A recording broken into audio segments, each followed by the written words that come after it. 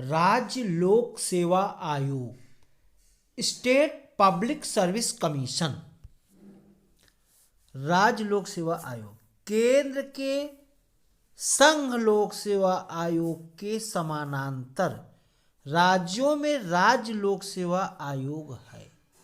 संविधान के 14वें भाग में अनुच्छेद 315 से 323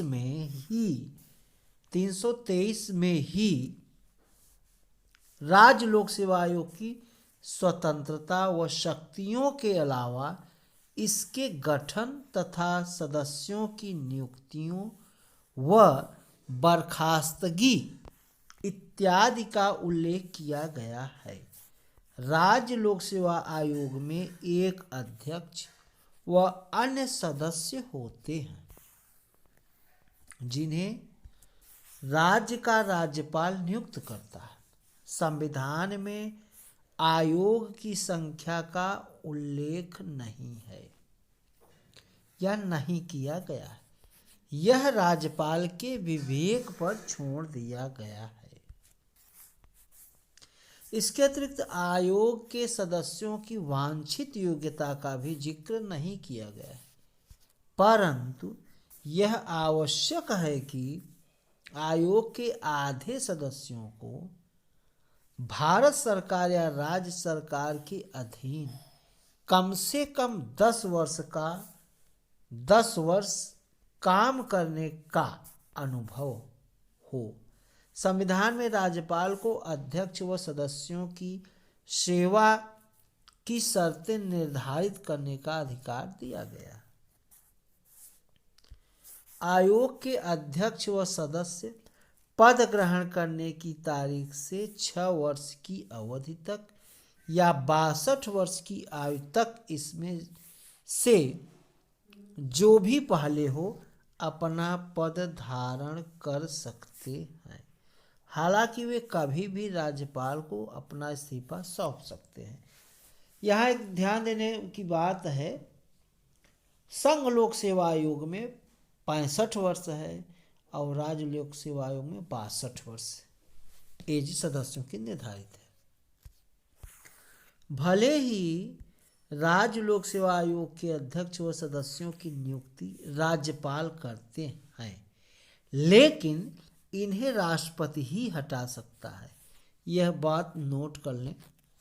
राष्ट्रपति उन्हें इसी आधार पर हटा सकते हैं, मतलब सदस्यों को, जिन आधारों पर संघ लोक सेवा आयोग के अध्यक्ष व सदस्यों को हटाया जाता है। इन्हें निम्नलिखित आधारों पर हटाया जा सकता है।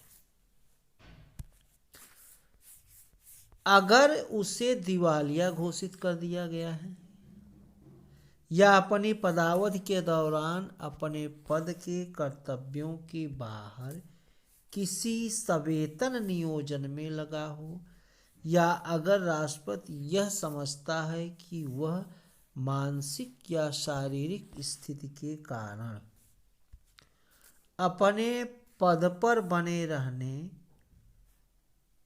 के योग्य नहीं है। इसके अलावा राष्ट्रपति राज्य लोक सेवा आयोग के अध्यक्ष या अन्य सदस्यों को उनके कदाचार के कारण भी हटा सकता है, परंतु ऐसे मामलों में राष्ट्रपति से उच्चतम न्यायालय संदर्भित करता है। यदि उच्चतम न्यायालय के सलाह के बाद उन्हें बर्खास्त करने या दी गई सलाह का समर्थन करता है, तो राष्ट्रपति अध्यक्ष व अन्य सदस्यों को हटा सकता है। इस संदर्भ में संविधान कदाचार शब्द को परिभाषित करता है। संविधान के अनुसार राज्य लोक सेवा आयोग के अध्यक्ष या सदस्य को कदाचार का दोषी माना जाएगा अगर वह भारत सरकार या राज्य सरकार की किसी संविदा या करार से संबंधित या इच्छुक हो, या निगमित कंपनी के सदस्य और कंपनी के अन्य सदस्यों के साथ सम्मिलित रूप से संविदा या करार में लाभ के लिए भाग लेता है। अब स्वतंत्रता संघ लोक सेवा आयोग की तरह ही संविधान में राज्य लोक सेवा आयोग के निष्पक्ष व स्वतंत्र कार्य करने के लिए निम्नलिखित उपबंध है। राज्य लोक सेवा आयोग के अध्यक्ष या सदस्यों को राष्ट्रपति संविधान में वर्णित आधारों पर ही हटा सकता है, अतः उन्हें पदावधि तक काम करने की सुरक्षा है। अध्यक्ष या सदस्य की सेवा की शर्तें राज्यपाल तय करता, अतः नियुक्ति के बाद उनमें और लाभकारी परिवर्तन नहीं किया जा सकता है। राज्य लोक सेवा आयोग के अध्यक्ष या सदस्यों को वेतन भत्ता व पेंशन सहित सभी खर्च राज्य की संचित निधि से मिलते हैं, अतः राज्य की विधानमंडल द्वारा इस पर मतदान नहीं होता है। राज्य लोक सेवा आयोग का अध्यक्ष संघ लोक सेवा आयोग के अध्यक्ष या सदस्य तथा किसी अन्य राज्य लोक सेवा आयोग का अध्यक्ष बनने का पात्र होता है। कार्य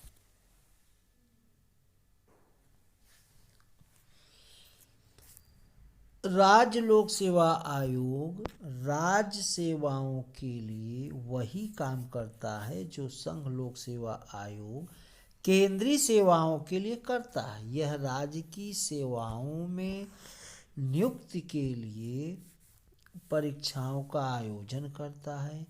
सिविल सेवाओं और सिविल पदों के लिए भर्ती की पद्धतियों से संबंधित सभी विषयों पर परामर्श देता है।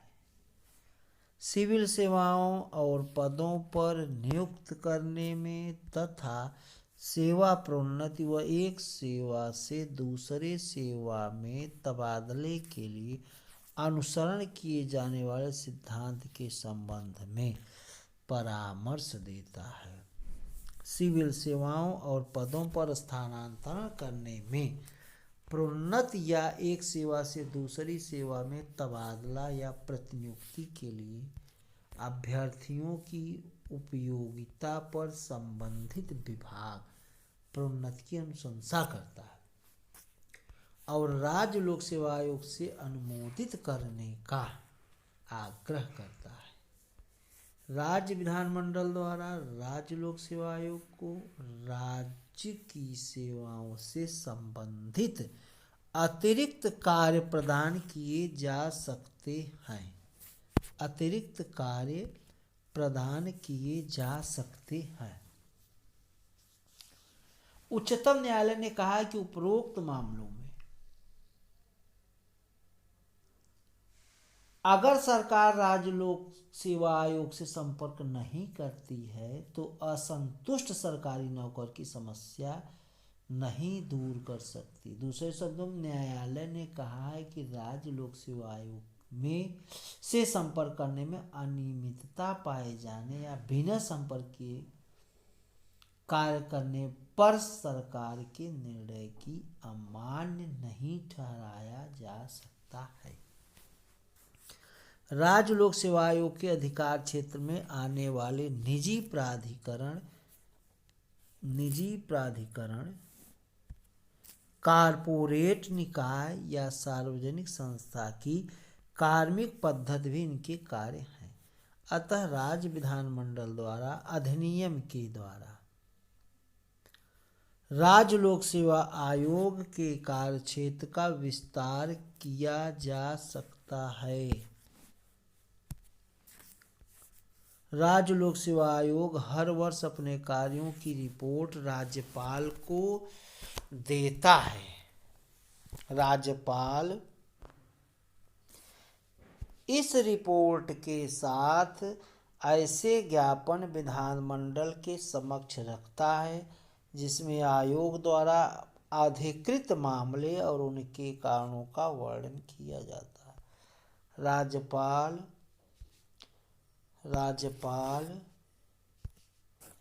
राज्य लोक सेवा आयोग के दायरे से किसी पद से विषय को हटा सकता है। संविधान कहता है कि राज्यपाल राज्य सेवाओं व पदों से संबंधित नियमन बना सकता है। 1964 में राज्य सतर्कता आयोग के गठन में अनुशासनात्मक विषयों पर राज्य लोक सेवा आयोग के कार्यों को प्रभावित किया। ऐसा इसलिए क्योंकि किसी नौकरशाह पर अनुशासनात्मक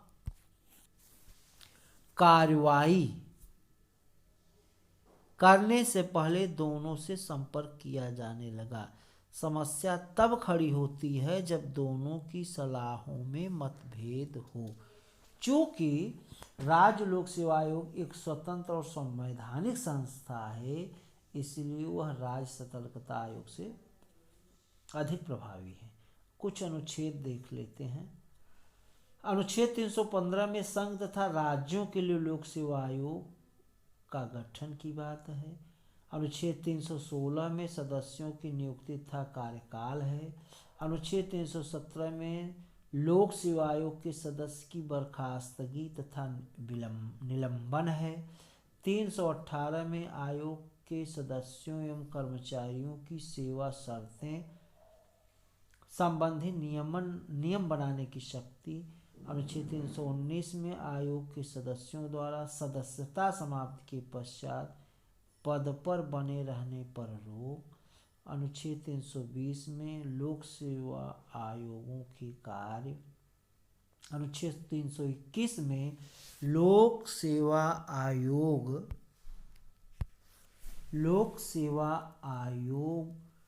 के कार्यों को विस्तारित करने की शक्ति।